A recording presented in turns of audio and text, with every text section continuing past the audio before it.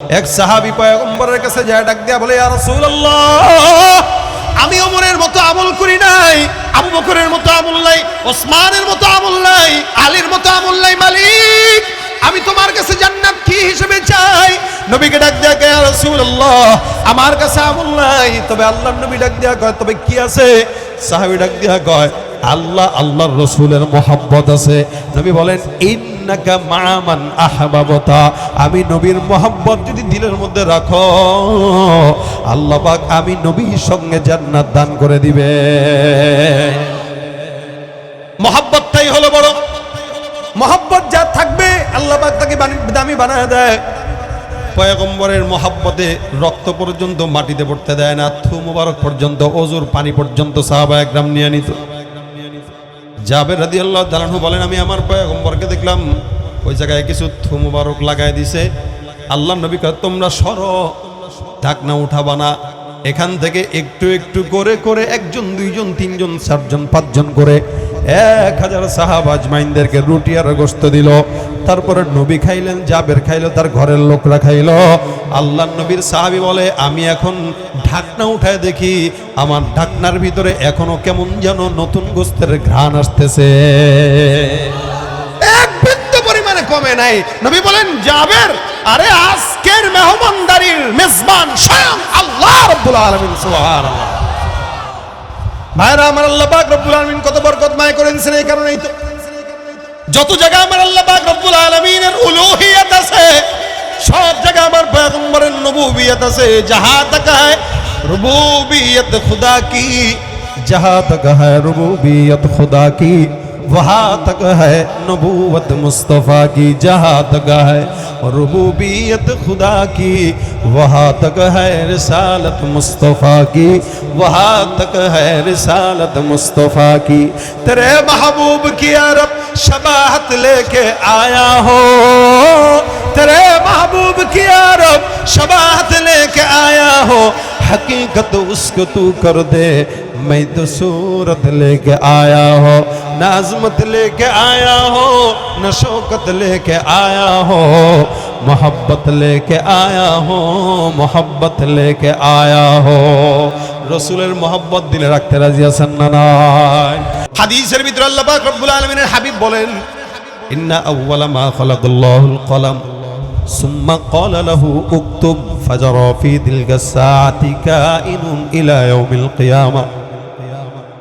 সারা আসমান জমিনের সৃষ্টি করার 50,000 বছর আগে আল্লাহ পাক রব্বুল আলামিন একটা কলম বানাইছেন। এই কলমটাকে আল্লাহ পাক রব্বুল আলামিন আদেশ দিয়া আসমান লেখাইলেন, জমিন লেখাইলেন, কেমন হবে সব লেখো। জমিনে কত মানুষ আসবে সব লিখবা। আজকের মজলিসে আমি সাঈদ আহমদ আসার নিয়ত নাই, বাসার থেকে বের হইছে অন্য কাজে, কিন্তু আল্লাহ ধরে নিয়ে আসছেন। লিখছেন কে? তকদিরে সব লেখা হয়ে গেছে। আব্দুল মালিক সাহেব এখানে আসবে, এটাও লেখা হয়ে গেছে। সূর্য কতবার উঠবে, চন্দ্র কতবার উঠবে, পাহাড় কত, সমুদ্রের ভিতরে মাছ কতগুলো, সব আল্লাহ পাক রব্বুল আলামিন জমিন সৃষ্টি করার 50,000 বছর আগে বানাইছে। এগুলো আল্লাহ পাক রব্বুল আলামিন লিপিবদ্ধ করে দিয়েছেন। আল্লাহ পাক বলেন, এখন কলম তোমার লেখা শেষ, সিল মোহর লাগায় দিলাম। এই কলমের লেখন আর কেউ খণ্ডন করতে পারবে না, যার কারণে বান্দার তকদির পরিবর্তন হয় না। তবে হ্যাঁ, তকদিরের ভিতরে এমন একটা তকদির আছে যেটা বান্দা শুধুমাত্র আল্লাহর দরবারে দোয়ার মাধ্যমে পরিবর্তন করতে পারে। আমার আল্লাহ পাক সমস্ত আসমান জমিনের কসম খায়, যেহেতু কলম সব লিখলো, আল্লাহ পাক ডাক দেয়, কল কলামি ওয়া মা ইয়াসতুরুন, কলমের কসম, কলম যা যা লিখলো তার কসম, সব কিছুর কসম আল্লাহ পাক রব্বুল আলামিন খায়। কখনো কখনো আল্লাহ পাক এক একটা জিনিসের কসম খায়। কখনো বলে ওয়াশ-শামসি ওয়া দুহাহা, কখনো ওয়াল-লাইলি ইযা ইয়াগশা, কখনো ওয়াদ-দুহা ওয়াল-লাইলি ইযা সাজা। কখনো এক একটা জিনিসের কসম আল্লাহ পাক রব্বুল আলামিন খায়। কিন্তু এই জায়গাটায় এসে গোটা পৃথিবীর কসম আল্লাহ পাক রব্বুল আলামিন খাইলেন। কারণ আমার আল্লাহ পাক রব্বুল আলামিন বলেন, কাফের বেঈমানরা আমার হাবিব মুহাম্মদুর রাসূলুল্লাহকে গালি দেয়, আমি আল্লাহ একটা জিনিসের কসম নয়, গোটা আসমান জমিনের কসম আমি আল্লাহ দিয়ে দিলাম। আমার আল্লাহ পাক রব্বুল আলামিন কসম খেয়ে বলেন, ওয়াল কলামি ওয়া মা ইয়াসতুরুন, মা আনতা বিনি'মাতি রাব্বিকা বিমাজনুন, আমি আল্লাহ পাক রব্বুল আলামিন ঘোষণা করলাম, আসমান আর জমিনের ভিতরে যা কিছু নজর আছে সব কিছুর কসম খাইলাম, আপনাকে একটা কথা জানাইলাম, আপনি যদিও তাদের মোকাবেলায় একা, কিন্তু আমি আল্লাহ ঘোষণা করলাম আপনি পাগল না। যারা আপনাকে পাগল বলে তারা পাগল, তাদের বাপ দাদা 14 গোষ্ঠী পাগল। তার মানে একা থাকলেই পাগল হয় না, দলে একজন লোক যদি থাকে আর সে যদি বুঝমান হয় সেই ভালো, আর বাকি 100 জন একদিকে সব যদি পাগল হয় ওদের দাম আছে কোনো? এই বাংলাদেশের অবস্থা এখন এরকম হয়ে গেছে, চতুর্দিকে সব পাগল ছাগল ভরে গেছে, সব পাগল ছাগল। এজন্য আপনি যদি 100 চোরের মাঝখানে আপনি ভালো একজন মানুষ যায় যদি বলেন এই তোরা চুরি করস কেন, আপনি চোর, আমরা সবাই ভালো। হাকিমুল উম্মাত আশরাফ আলী থানভী রহমাতুল্লাহ আলাইহি অবস্থা এমন হয়ে গেছে, উনি ঘটনা বর্ণনা করছেন। উনি বলেন কোন এক বাদশার দেশে গণক বাদশাকে এসে বলতেছে, আবহাওয়া তো এরকম, বৃষ্টি টিষ্টি হইলে এবারের বৃষ্টির পানি যদি কেউ খায় তাহলে তো সে পাগল হয়ে যাবে। এখন এই কথা প্রজা শুনলো, শুনে বাদশাহ মহোদয়কে বলতেছে, বাদশাহ গণক তো এই কথা বললো, যেখানে বৃষ্টি হবে বৃষ্টির পানি যে খাবে সে পাগল, বৃষ্টির পানি ছাড়া আমরা পানি পাবো কোথায়, খাবো কি? তো আল্লাহর বান্দা বলতেছে ঠিক আছে পানির ব্যবস্থা করা যাবে, কিন্তু খবরদার আমি আর তুমি এই বৃষ্টির পানি ভুলেও যেন না ধরি আর না খাই, বাকি সবগুলা খাক, পাগল হয়ে যাক। ওই রকম রাজা যে নিজের ধান্দা চিন্তা করে আর কি, বুঝেন না? আমাদের দেশের অধিকাংশ যারা অতীতে ছিল আমরা দেখেছি, কখনো এরা আমাদের চিন্তা করে নাই, নিজেদের পেটের চিন্তা করেছে। স্বার্থবাদ, এই স্বার্থবাদ যখন হয় তখন পালানো লাগে। আর কেউ যদি নিজের স্বার্থের চিন্তা না করে জনগণের চিন্তা করে নববী আদর্শে যদি দেশ পরিচালনা করত, আল্লাহর কসম কিয়ামত পর্যন্ত ক্ষমতা টিকতো। কোনোদিন ক্ষমতা তা না থাকলে তার ছেলে এভাবে করে কিয়ামত পর্যন্তই ক্ষমতা টিকাইতে পারতো, কারণ ইসলামটা তো এরকমই সুন্দর। কিন্তু এর বাইরে যারা, এরা আজকে আছে কালকে নাই, কেন? সবাই যার যার ধান্দা এই রাজা আর প্রজার মতো।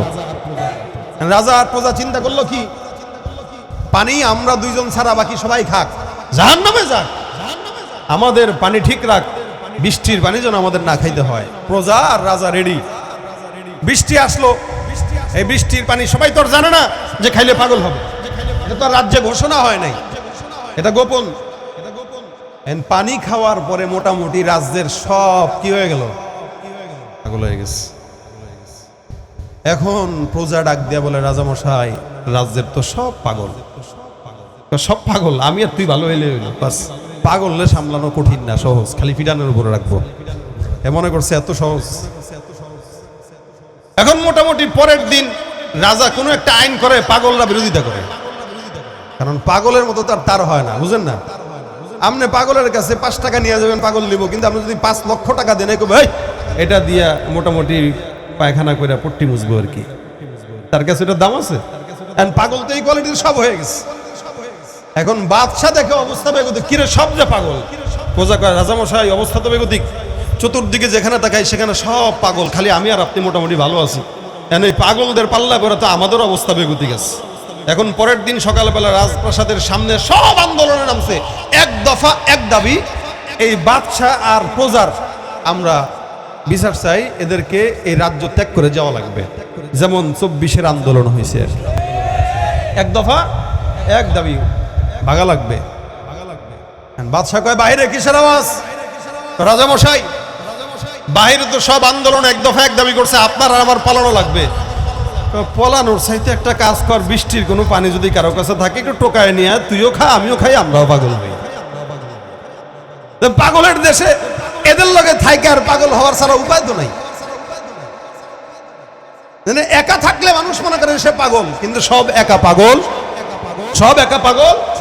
সুন্দর একটা ঘটনা আরেকটা কই, দেখেন পাগল যে একা থাকলেই হয় না। ইমাম আযম আবু হানিফা রাহমাতুল্লাহির জামানার ওনার ওস্তাদ ছিলেন একজন, হঠাৎ করে বিবিকে রাগের মাথায় এশার নামাজের পর বিবির সঙ্গে সুন্দর করে একটু আদর মহব্বতের জন্য গেছেন, বিবি কথা কয় না, রাগ উঠে গেল, মেজাজ খারাপ হয়ে গেল। কথায় কথায় বিবিকে ডাক দিয়া কয়, রাতে যদি তুমি আমার সঙ্গে ফজরের আগ পর্যন্ত কথা না বলে থাকো তাহলে তুমি তালাক। ফজরের আজানের আগ পর্যন্ত কথা না বললে কি বিবি তার কথা কয় না, বিবি মনে মনে কয় খুব ভালো হইছে, সারা জিন্দেগি তুই আমার জ্বালাইছিস, সারা জিন্দেগি জ্বালাইছিস, এখন আজকে রাত্রে কিয়ামত হয়ে যাবে, কথা বলবো না ফজরের আজানের আগ পর্যন্ত। তার মানে আজানের আগ পর্যন্ত যদি কথা না বলে বিবি কি? এখন দেখে স্বামী যখন কথা আর বলে না, তখন তো মেজাজ নষ্ট হয়ে যেতেছে। কিরে আরে বুড়া বয়স, জোয়ান বয়সেই না একটা জিনিস হয়, বউ একটা গেলে আরেকটা আসার সম্ভাবনা আছে। বুড়া হয়ে গেছে, বউ এটা গেলে আর আসবো কে, খাওয়াইবো কেটা? বুড়া বয়সে আর বউরে কাজে লাগে খালি রান্না বাড়ি করার জন্য নাকি? যারা মুরব্বী আছে, বউ না থাকলে কে রান্না করে খাওয়াবে? স্বামী এখন পেরেশানিতে আছে, কি করা যায়? বিবিও কথা কয় না, কত রকম কয়, কাতুকুতু দেয়, কথা কয় না, আদর মোহাব্বত করে লেকিন কথা কয় না। ফজর হবে হবে ভাব, মোটামুটি 3 ঘন্টার মতো আছে। কার কাছে যাবে? ছাত্র যতগুলো আছে সবার কাছে গেছে, আলেমদের কাছে গেছে, সবাই তালাক হয়ে যাবে, কোনো উপায় নাই। ইমামে আজম আবু হানিফার কাছে গেছে, উনার যেহেতু উস্তাদ, সবার পরে আমি ইমামে আজম আবু হানিফার কাছে গেল। যাওয়ার পরে ডাক দেওয়া কয়, রে আবু হানিফা। বলে কি হুজুর? বিপদে পড়ছি, বউরে বলছিলাম ফজরের আগ পর্যন্ত যদি কথা না বলো তাহলে তালাক। সব আলেমদের কাছে পরামর্শ নিলাম, এগুলো সব এক বাক্যে বলে দিছে তালাক হয়ে যাবে, কিন্তু আমি তো পেরেশানিতে পরে তোর কাছে আসলাম, তুই বল কি হবে? ইমাম আজম আবু হানিফা ডাক দেয়া কয়, কোনো তালাক নাই, টেনশনের কোনো কারণ নাই, বাসায় যায় নিরিবিলি চুপচাপ নাকের ভিতরে তেল দিয়া ঘুমা, আমি ইনশাল্লাহ সময় মতো চলে আসব, আপনি টেনশন করবেন না, আম্মা জান তার জায়গায় থাকবে, তালাক হবে না। বলেন তো, সব ওলামা একরাম একদিকে, ইমাম আজম একদিকে, তার মানে ইমাম আজম পাগল? কথা কয় না পাগল? ইমাম আজম আবু হানিফা রাহমাতুল্লাহি আলাইহি কয়, যান। ওস্তাদ তো মনের খুশি নিয়ে দৌড় দিছে বাসায়, তাহাজ্জুদের নামাজ পড়তেছে, জিকির আজকার করতেছে, মনের ভিতরে পেরেশানি, হারে ফজর কখন হবে? টাইম খালি বারবার দেখে, সূর্যের দিকে তাকায়, চন্দ্রের দিকে তাকায়, হ্যাঁ ইমামের কোনো খবর নাই। আসে না কেন? বউ তো তালাক হয়ে যাবে মনে হইতেছে, ফজর তো ঘনায় ঘনায় আসলো, কোনো খবর নাই। হঠাৎ করে টাইম যখন চলে আসছে, হঠাৎ করে তাকায় দেখে ইমাম আজম আবু হানিফা রাহমাতুল্লাহ আওয়াজ। ওনার বাড়ির পাশের যেই মসজিদ আছে, এই মসজিদের ভিতরে ইমাম আজম আবু হানিফা রাহমাতুল্লাহ আলাইহি এসে সুন্দর করে আজান দেওয়া শুরু করলো, আল্লাহু আকবার, আল্লাহু আকবার। আজান যখন দেওয়া শুরু করে দিয়েছে, ওস্তাদের তো মেজাজ গরম। আরে ওরে বললাম আমার বউ বাঁচাইতে, ওজারও বউ তালাক দেওয়া হইতেছে, এই ছাত্রটি আমি বড় করলাম, এটা কি ধরনের আজীব কারবার? লাঠি নিয়ে প্রস্তুত হয়েছে, আয় ঘরের সামনে, তোর আজকে পিটাবো। ইমাম আজম আবু হানিফা রাহমাতুল্লাহ আলাইহি সুন্দর করে আজান টাজান দিয়ে আসলো, ঘরের সামনে এসে তাকায় দেখে লাঠি হাতে নিয়ে দাঁড়ানো। এই তোরে আমি বললাম আমার বউরে বাঁচানোর জন্য, কিন্তু তুই আজান দিয়া দিলি, এখন তো কি হবে? বিবিটা কই আপনার মা? আমার মা কই? আছে ঘরে, আম্মা জান আছে, তোর যা। বাহির থেকে ডাক দেখ, আম্মা জান আলহামদুলিল্লাহ বুড়ার কবল থেকে বাঁচছি, আমি কাপড় চোপড় গোছাইতেছি, বাপের বাড়ি চলে যাব। ইমাম আজম আবু হানিফার উস্তাদ ডাক দিয়া কয়, বেটা তোরে কইলাম বউটা বাঁচাইতে, তুই তো বউটারে বাপের বাড়িতে পাঠায় দিলি, এটা কি ঠিক করলি? ইমাম আজম আবু হানিফা ডাক দেয়া, আম্মা জান আপনি কই যান? বলে বাপের বাড়ি যাই। খবরদার এক পাও ঘরের বাইরে দিবেন না। কেন? আজান তো হয়ে গেছে। কয় যে আজান হয়েছে এটা ফজরের আজান নয়, এটা আমি তাহাজ্জুদের আজান দিয়েছি। কিসের আজান? তাহাজ্জুদের আজান দিছে। কথা তো ছিল ফজরের আজান হইলে, কথা না বললে তখন সে তালাক। না আপনি তো কথা বলে ফেলছেন, তো ফজরের আজান। একা হইলেই পাগল, কথা কয় না, একা হইলে পাগল। ভাইরা আমার, এই কারণে আমার আল্লাহ পাক রব্বুল আলামিন আখির নবী মুহাম্মদুর রাসূলুল্লাহ সাল্লাল্লাহু আলাইহি সাল্লামকে পাগল বানায় নাই। আল্লাহ পাক এত সম্মান মর্যাদা দিয়েছেন দুনিয়ার জমিনে। আল্লাহ পাক বলেন, ওয়া ইন্না লাকা লাআজরান গায়রা মামনুন। জমিনের ভিতরে আমি এমন কাউকে নিয়ামত দেই নাই যে নিয়ামত মুহাম্মদকে দিয়েছি। এ মুসলমান, কোন নবীকে এমন নিয়ামত দেন নাই। সাহাবা একরাম গল্প করতেছেন, এক সাহাবী ডাক দেয়া কয়, আল্লাহ পাক রব্বুল আলামিন কত মহব্বত করেছেন, যার কারণে ইব্রাহিমকে আল্লাহ পাক লকব দিয়ে দিয়েছেন খলিলুল্লাহ। আরেক সাহাবী ডাক দেয়া কয়, মুসাকে আল্লাহ পাক বানাইছেন কালিমুল্লাহ। আরেক সাহাবী কয়, ঈসাকে বানাইছেন রূহুল্লাহ। আরেকজন ডাক দেয়া কয়, ইসমাঈলকে বানাইছেন যাবিহুল্লাহ। আমার পয়গম্বর সাহাবা একরামদের আওয়াজ শুনলো, এবার ডাক দেয়া কয়, সাহাবা আজমাইনের দল, তোমরা তো এক একজন নবীর বর্ণনা করতেছো, জানো আমাকে আল্লাহ পাক রব্বুল আলামিন লকব দিয়েছেন মুহাম্মদ হাবিবুল্লাহ। সুবহানাল্লাহ। হাবিবুল্লাহ কাকে বলা হয় জানেন? খলিলুল্লাহ বলা হয় যেই ব্যক্তি আল্লাহকে বন্ধু বানায়। যেই ব্যক্তি কাকে বন্ধু বানায়? আল্লাহকে। যেই ব্যক্তি আল্লাহকে বন্ধু বানায় ওকে বলা হয় খলিল। আর যাকে আমার আল্লাহ বন্ধু বানায় তাকে বলা হয় হাবিবুল্লাহ। সুবহানাল্লাহ। মুহাম্মদ হামিদে হামদে খুদা বস, খুদা মদহে আফরি মুস্তফা বস। মুহাম্মদ হামিদে হামদে খুদা বস, খুদা মদহে আফরি মুস্তফা বস। মুহাম্মদ আজ তুমি খাম খুদা রা, খুদায়া আজ তো হুব্বে মুস্তফা রা। সুবহানাল্লাহ ওয়া বিহামদিহি। আমার পয়গম্বরের মর্যাদা একমাত্র আমার আল্লাহ পাক রব্বুল আলামিন জানেন। যতটুকু মর্যাদা দেওয়া লাগে আল্লাহ পাক ততটুকুই দিয়েছেন, যার কারণে বরকতময় নবী আল্লাহ পাক রব্বুল আলামিন তাকে বানাইছেন। মক্কায় ছিলেন, মক্কা বরকতময় হয়ে গেছে। মদিনায় গেছেন তো মদিনা বরকতময় হয়ে গেছে। আজকে সারা দুনিয়া থেকে কোটি কোটি মানুষ আল্লাহর নবীর দেশে যায়, মক্কা মদিনায় যায়। নবী যদি আরবে না আসতো পশ্চিমকালেও এত টাকা দিয়া আরবের দেশে কেউ যেত না। কাতার গেছেন নি কেউ? একজন গেছেন, কামে গেছেন হয়তো, এছাড়া ঘুরতে গেছেন নি কেউ? হ্যাঁ, আমার যাওয়া লাগছে কামে, মাহফিল করতে গেছে। আচ্ছা, দুবাই গেছেন কেউ? কিন্তু যদি জিজ্ঞাসা করি সৌদি গেছেন কেউ, অনেকে হাত তুলবেন। কেন গেছেন? শুধুমাত্র আল্লাহ আল্লাহ নবীর দেশের কারণে। কথা কয় না, ঠিক না? তার মানে আরবের দেশের ভিতরে মহাব্বত শুধু আল্লাহ আল্লাহ রসুলের কারণে। বরকত নবী যেখানে গেছে সেই জায়গায় বরকত, যেখানে হাত দিয়েছে সেই জায়গায় বরকত। জাবের রাদিয়াল্লাহু তাআলা আনহু বলেন, আমরা খায়বারের যখন নাকি আমরা খন্দকের যুদ্ধে আমরা যখন গর্ত পরীক্ষা খনন করতেছিলাম, ওই জায়গায় যাওয়ার পর সাহাবা আজমাইনের বিশাল বড় একটা জামাত গর্ত করতেছে। এই জামাত গর্ত করতেছে প্রায় 1000-এর মতো সাহাবা আজমাইনের দল। সাহাবায়ে কেরামরা গর্ত করে এর ভিতরে তাকায় দেখলাম আমার পয়গম্বরের পেটের মধ্যে পাথর। আল্লাহর নবীর কিছু সাহাবায়ে কেরাম গর্ত করার সময় বিশাল বড় একটা পাথর দেখে, ওই পাথরটা ভাঙার জন্য চেষ্টা করে কিন্তু পারে না।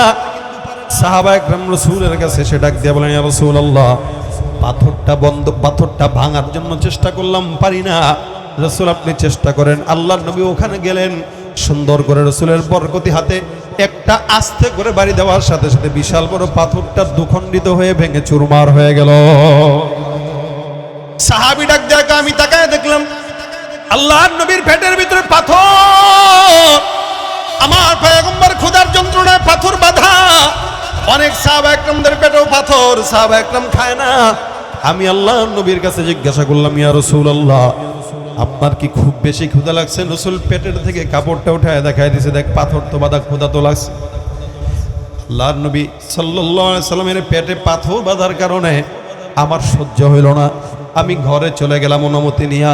বিবিকে ডাক দিয়া করলাম, বিবি, আমি আমার যুদ্ধের ময়দানে পয়গম্বর সহ অনেক সাহাবা একরামদেরকে দেখছি যারা পেটের মধ্যে পাথর বাঁধা। আমার পয়গম্বর না খাওয়া, ঘরের মধ্যে কিছু আছে কিনা দেখো, যদি কিছু থাকে আমার পয়গম্বরের জন্য রেডি করে দাও। আল্লাহর নবীকে একটু মেহমানদারি করাই, নবীর পেটের মধ্যে পাথর বাঁধা, এটা আমার সহ্য হয় না। বিবি ডাক দিয়া কয়, ছোট্ট একটা ছাগল আছে আর কিছু আটা আছে, এটা জবাই করার পর রুটি বানানোর পর সর্বোচ্চ 4 থেকে 5 জন খেতে পারবে, বেশি কেউ পারবে না। আমি আমার বিবিকে ডাক দিয়া বললাম, বিবি, আমার ছাগলটাকে জবাই করে দিলাম, সুন্দর করে এটা পাক করা শুরু করো, রুটিটাও বানানো শুরু করো। আমি আমার পয়গম্বরের কাছে যা তোমার কক্ষ থেকে একটু দাওয়াত দিয়ে আসি। জাবের রাদিয়াল্লাহু তাআলা আনহু দৌড় দিয়া চলে যায়, নবীর কাছে ডাক দিয়া বলে, ইয়া রাসূলুল্লাহ, আমার বাসায় আপনার জন্য সামান্য কিছু হাদিয়া রেডি হয়ে গেছে। পয়গম্বর, আপনি আমার বাসায় মেহমানদারি করবেন, তবে আপনি সহ আপনার সাথে 2-4 জন সাহাবী। হুজুর, লজ্জিত আমি, আমার বাসায় চাইতে বেশি কিছু নাই, আপনি চুপি সারে আমার বাসায় এসে তারপরে এগুলা খেয়ে তারপরে চলে যাবেন। রাসূল আমি এই কথা আমার পয়গম্বরকে বলতে দেরি করলাম, রসুল হাতটা উঠে ডাক দেয়া কয় সাহাবা আজমাইনের দল, জাবেরের পক্ষ থেকে তোমাদের সব সাহাবা আজমাইনদেরকে রুটির দাওয়াত। জোরে বলেন আল্লাহু আকবার, আল্লাহু আকবার। সাহাবী দাওয়াত দিয়েছেন 4 জন রে, আর নবী দাওয়াত দিয়েছেন প্রায় 1000। সবাই রে দাওয়াত দিলেন নবী। জাবের তো জিহ্বায় কামড় দিলেন, না লিল্লাহ করলেন কি রাসূল? একটা ছাগল ছোট্ট 3-4টা আটার খামিরা রুটি বানাইলে হয়তো 8-10টা হবে। রাসূল বলে আমি দাওয়াত দিছি, তো টেনশন আছে? সুবহানাল্লাহ। কে দাওয়াত দিছে ভাই? মেজবান এখন কে হইছে? আল্লাহ রাসূল হইছে না? মেজবানটা দামি না কম দামি? এই মেজবান এমন দামি যেখানে থু দেয় ওই জায়গা বরকত হয়ে যায়। এই মেজবানটা এমন দামি যেখানে খালি যদি একবার খালি হা বলে তো ওইটা শরীয়তের আদেশ হয়ে যায়। এই মেজবানটা এমন দামি একবার না বললে শরীয়তে হারাম হয়ে যায়। এই মেজবান বলছে আমি দাওয়াত দিছি, টেনশন নাই। তবে হ্যাঁ, বাসায় যা বিবিরে বলবা, বিবি যেন পাতিল থেকে গোস্তর পাতিল থেকে ঢাকনা না উঠায় আমি যতক্ষণ না আসবো। আটার খামিরাও যেন সুন্দর করে বানাইতে দেখলে যেন ঢাকনা না উঠায় আমি আসলে তারপরে বললে করব। আদেশ দিয়া দিল যাও। জাবের রাদিয়াল্লাহু তাআলা চলে গেলেন। ঘরের ভিতরে যায় বিবিকে ডাক দিয়া কয় বিবি আমার, আমি আমার পয়গম্বরকে দাওয়াত দিলাম। আল্লাহর নবী আমার দাওয়াত গ্রহণ করার পর 1000 সাহাবা আজমাইনদেরকে নবী তার তরফ থেকে দাওয়াত দিয়ে দিয়েছেন। জাবেরের বিবি কয় মনে রাখবেন ভাই, শুনেন, আমাদের বিবিও সাহাবা আজমাইনদের বিবিও পার্থক্য আছে না নাই?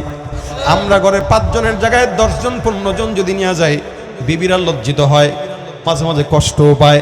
কেন রান্না করলাম 5 জনের, আনছেন 15 জন 20 জন, কেমনে হয়? কিন্তু জাবেরের বিবি ডাক দেয়া কয় শোনো, আমার নবী যদি 1000কে দাওয়াত দিয়া থাকে, আল্লাহর কসম আমি আমার নবীর মেহমানদারি করাবো।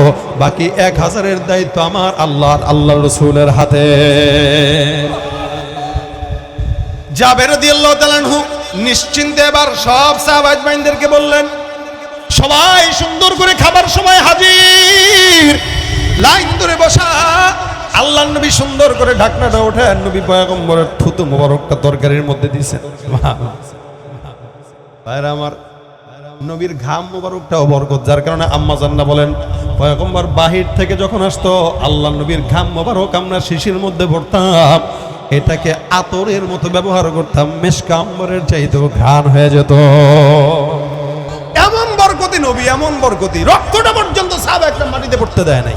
মহব্বত মাথার সঙ্গে লাগায় সাহাবী রক্ত খাওয়া শুরু করে। তালহা নবী ডাক দেখো কি করো? কয় হুজুর আপনার রক্ত মাটিতে পড়বে, মাটি খাবে, এটা সহ্য করতে পারি না, যার কারণে আমি আমার জবান দিয়া আপনার রক্ত চুষে খাইলাম। নবী বলেন যেই পেটের মধ্যে আমি পয়গম্বরের রক্ত লাগলো, ওই পেটকে আল্লাহ পাক চিরস্থায়ী জান্নাতি বানায় দিয়েছে, জাহান্নামের আগুন ছুঁতে পারবে না।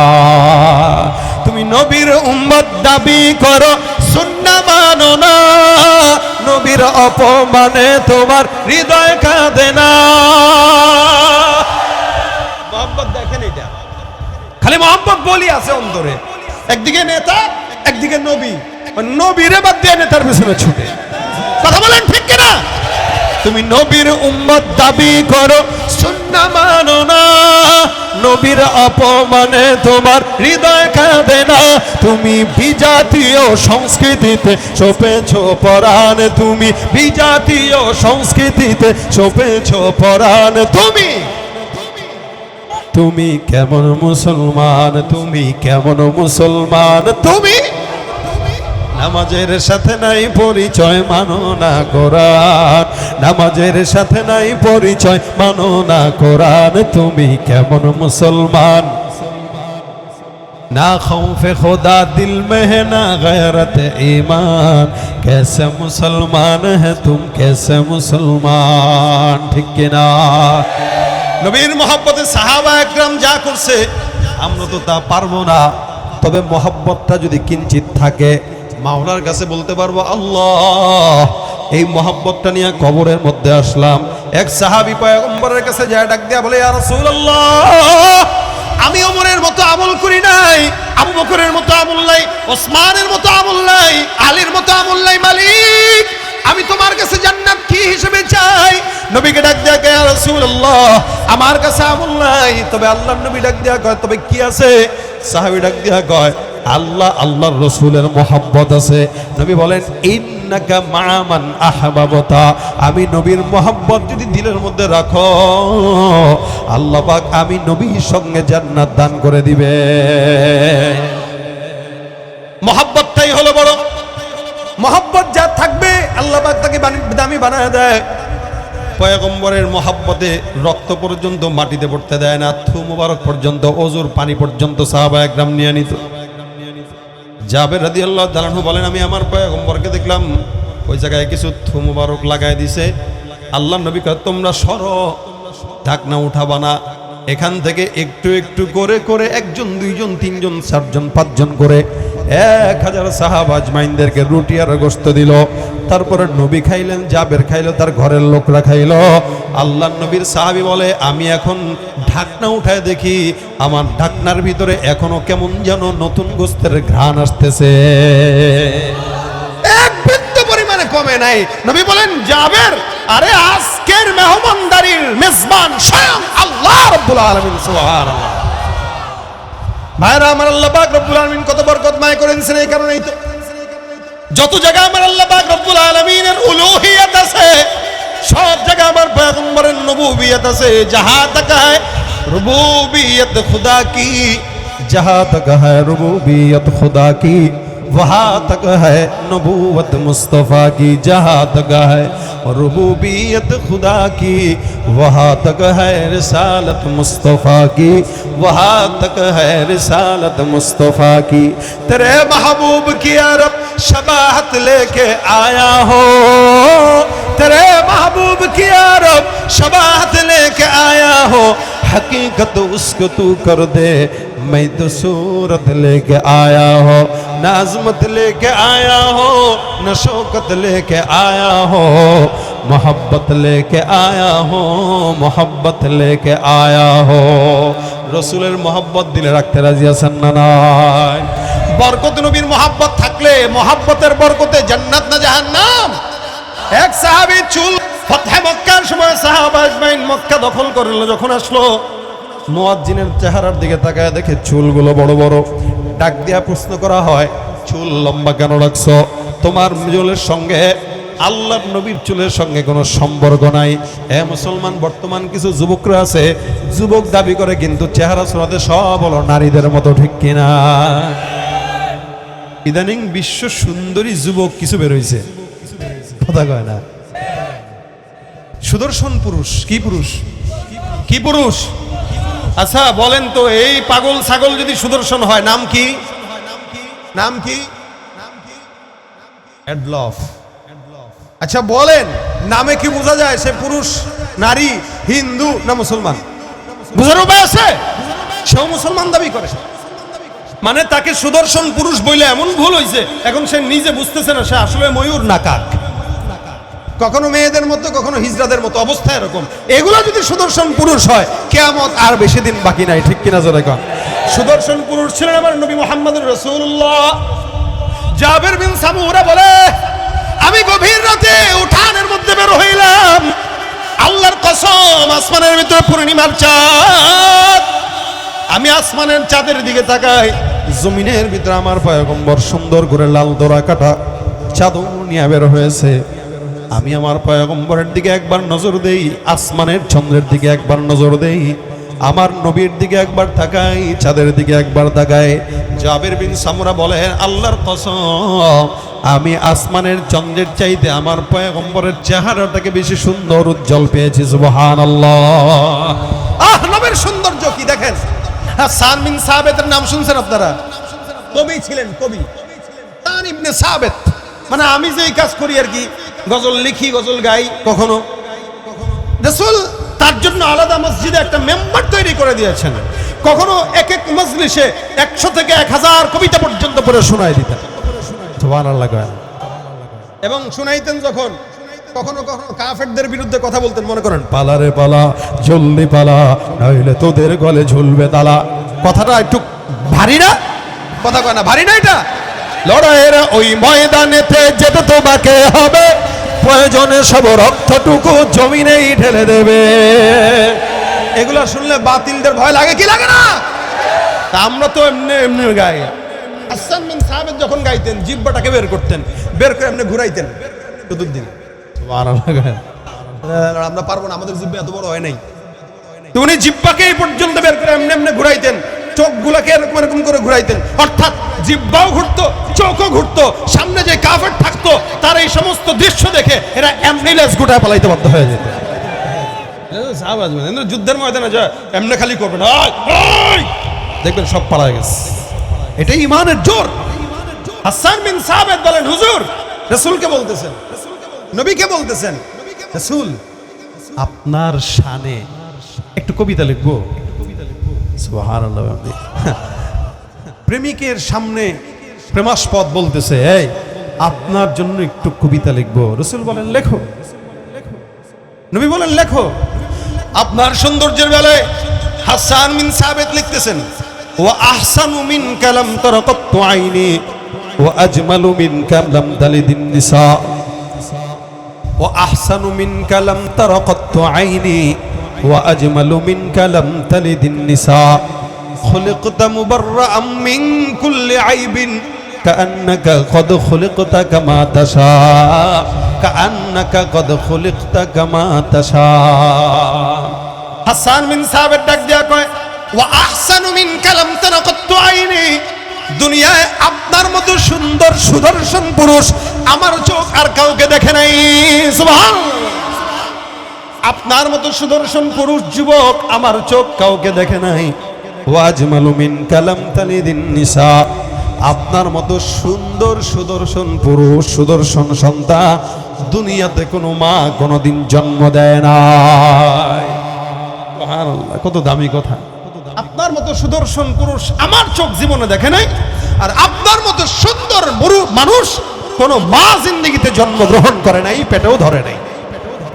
খুলিকতা মুবাররাআম মিন কুল্লি আইব, আপনাকে আসমানের মালিক আল্লাহ সব দোষ ত্রুটি থেকে হেফাজত করে বানাইছেন। আসমানকে আল্লাহ পাক রব্বুল আলামিন আদেশ দিয়ে বানাইছেন, ইন্নামা আমরুহু ইযা আরাদা শাইআ আইয়াকুলা লাহু কুন ফায়াকুন। আল্লাহ আসমানকে বলছে হও, হয়ে গেল। জমিনকে বলছে হও, জমিন হয়ে গেল। পাহাড়কে বলছে হও, পাহাড় হয়ে গেল। সব কিছুকে আদেশ দিয়ে বানাইছেন। কিন্তু আমার আল্লাহ পাক রব্বুল আলামিন বলেন, রাসূল আমি আল্লাহ আপনাকে আমার প্রেম আর মহব্বত দিয়া বানাইছে। সুবহানাল্লাহ। আপনাকে আল্লাহ পাক রব্বুল আলামিন সব দোষ ত্রুটি থেকে হেফাজত করছেন। খুলিকতা মুবাররাআম মিন কুল্লি আইব কাআন্নাকা কদ খুলিকতা কামা তাশা, আল্লাহ পাক যেমনে চাইছেন এমনি বানাইছেন, মনের মতো বানাইছেন। শুধু তাই নয়, জান্নাতে, আসমানে, আরশে, আল্লাহ পাকের কুরসিতে, সব জায়গায় আল্লাহর নামের ভাষায় আপনি মুহাম্মাদের নামটাও লিখে দিয়েছেন। সুবহানাল্লাহ। যারা বলেন আল্লাহু আকবার, আল্লাহ। ওই নবীর উম্মত আমরা, ওই নবীর উম্মত, কিন্তু নিজেরা চিনি নাই। ভাই দেখেন, আল্লাহর রাসূল বলেন কিয়ামতের ময়দানে উম্মতের সংখ্যা হবে 120 কাতার। কয় কাতার? 120 কাতারের ভিতরে সব নবীদের উম্মতের কাতার হবে মাত্র 40টা, বাকি থাকলো 80 কাতার। রাসূল বলেন বাকি 80 কাতার শুধু উম্মতে মুহাম্মাদি হবে। সুবহানাল্লাহ। এখন এত মানুষের ভিতরে আমাদেরকে চিনবে কিভাবে বলেন? আল্লাহর নবী বলেন, সেদিন কিয়ামতের ময়দানে তোমরা যে শেষ জামানার উম্মত হিসেবে নামাজ পাইছিলা, ওযু করছিলা, ওই ওযুর চিহ্ন, নামাজের চিহ্ন তোমাদের চেহারায় নূর হিসেবে আল্লাহ পরিচিত করায় দিবে। এক একটাকে দেখে দেখে ধরে ধরে আমার সাথে জান্নাতে ঢুকায় দেবো। যা ঢুকবো। সুবহানাল্লাহ। বুঝি নাই, আমরা নবীরে চিনি নাই। চিনলে নবীরে বাদ দিয়া অন্য কোনো মানুষকে নেতা বানাইতে পারতাম না। চিনলে নবীর গোলামি বাদ দিয়া অন্য কারো গোলামি করতে পারতাম না। এজন্য গোলামি চলবে কার? আল্লাহ আল্লাহ রাসূলের। বলেন গোলামি চলবে কার? আল্লাহ আল্লাহ রাসূলের। রাজি আছি ইনশাআল্লাহ। নবীর মহব্বতে, নবীর মহব্বত দিলে থাকবে খালি এতটুকু। রাসূল বলেছেন, ইন্নাকা মা'মান আহবাবতা লা ইউমিনু আহাদুকুম হাত্তা ইয়াকুনা হাওয়াহু তাবা'আন লিমা জিতু বি। আমি যে আখলাক নিয়ে আসলাম এগুলো যতক্ষণ পর্যন্ত না উঠাবা, না মানবা, ততক্ষণ পর্যন্ত মুমিন হতে পারবা না। আবার মহাব্বত যতক্ষণ না রাখবা ততক্ষণ পর্যন্ত মুমিন হতে পারবা না। এই জন্য মহাব্বতের দাবিদার থেকে আপনাদের কাছে একটা আবদার করব, রাখবেন তো ইনশাআল্লাহ? যারা এখানে যুবক আছেন, রসুলের বড় আশেক দাবি করেন, প্রেম আছে, নবীর সঙ্গে মহব্বত আছে, কিন্তু এখনো জবানের ভিতরে দাড়িটা উঠাইতে পারেন নাই। আল্লাহকে সাক্ষী রেখে আজকের দিনের মজমায় যাদের দাড়ি নাই তারা একটু হাতটা তুলে আল্লাহকে দেখায় দেন। আমরা মহব্বতে আজকে থেকে নিয়ত করলাম, রসুলের মহব্বতে আমাদের চেহারা মিলায় দেবো। কারা কারা দু হাত তুলে দেখায়? আল্লাহ কবুল করো। যারা দাড়ি নাই তারা হাত তুলবেন। দাড়ি নাই যারা, কারণ দাড়ি আছে যারা, তাদের তো আছেই। আমি খালি দেখবো কাদের হরকত করার মেজাজ আছে। মাশাআল্লাহ, যারা হাত তুলছে আল্লাহ তাদেরকে কবুল করো। নবীর সাথে জান্নাত দিয়া দাও, বলেন আমিন। খালি নিয়ত করেন, এটা মনে করেন না যে দাড়ি না থাকলে মনে হয় সুন্দরী বউ পাবো না। টেনশন নাই, যেই বউ দাড়ি পছন্দ করে না ওই বউরে ঘরে আই না, বেশি দিন রাখতে পারবেন না, পরকিয়া করে চলে যাবে। যেই বউ দাড়ি পছন্দ করে না, সুন্নত পছন্দ করে না, বেশি দিন লাস্টিং করবে। খুব পরকিয়া বাড়ছে, জেনারে বিচার বাড়ছে। এই জন্য একজন নেককার বিবি খুঁজেন। খুঁজতে গেলে আপনাকে নেককার হওয়া লাগবে, ঠিক কি? আপনাকে নেককার হওয়া লাগবে। এই জন্য রসুলের মহব্বতে দাড়ি উঠাবেন। 2 নম্বর কাজ, যতক্ষণ কথা বললাম এগুলা বলার পিছনে উদ্দেশ্য একটা, যে এখান থেকে কিছু মুলাখাস বাইর করে আপনাদেরকে দিব, ওটা বাসা পর্যন্ত নেবেন। রসুলের মহব্বতে দাড়িটা উঠাবো। 2 নম্বর, রসুলের মহব্বতে দুরুদের আমলটা জবানে উঠাবো। রবিউল আউয়াল মাস চলতেছে, প্রতিদিন কমাস কম 100 বার অন্তত দুরুদ পড়েন। তাও তো 30 দিনে কতবার হবে? 3000 বার। 30 দিনে 3000 বার হয়ে যাবে রসুলের উপরে দুরুদ। নবী বলেন যে যত বেশি দুরুদ পড়বে আমি তাকে তত বেশি চিনবো, আর যত বেশি চিনবো তত আগের সুপারিশ করে জান্নাতে নিয়ে যাবো। সুবহানাল্লাহ। এই জন্য পড়তে রাজি আছেন? প্রত্যেক দিনে 100 বার, 5 ওয়াক্ত নামাজের পরে 20 বার করে পড়লেও তো 100 বার হয়। কাজের ফাঁকে একটু সাল্লাল্লাহু আলাইহি ওয়াসাল্লাম, সাল্লাল্লাহু আলাইহি ওয়াসাল্লাম, সাল্লাল্লাহু আলাইহি ওয়াসাল্লাম। রাজি আছেন পড়তে ইনশাআল্লাহ? এতটুকুন খালি সাল্লাল্লাহু, এই মহব্বতে, রসুলের মহব্বতের সঙ্গে যদি একটু পড়তে পারেন, কিয়ামতের ময়দানে এই দুরুদ, এই দাড়ি, আজকের এই হাত উঠানো নিয়ত আপনার সাথে রসুলের সাথে সম্পর্ক তৈরি করে দেবে ইনশাআল্লাহ। আল্লাহকে বলবে, আল্লাহ এরা তো আমি চিনি, ও প্রতিদিন দুনিয়াতে আমার উপরে 100 বার দুরুদ পড়ছে, আরে ও আমার সাথে থাকবে না তো কে থাকবে? ইন্না আউলান নাসি বিয়াউমাল কিয়ামা আকসারুহুম আলাইয়া সালাহ। নবী বলেন আমার সাথে জান্নাতের সবচেয়ে নিকটে ও থাকবে যে আমার উপরে বেশি বেশি দুরুদ পড়বে। সুবহানাল্লাহ।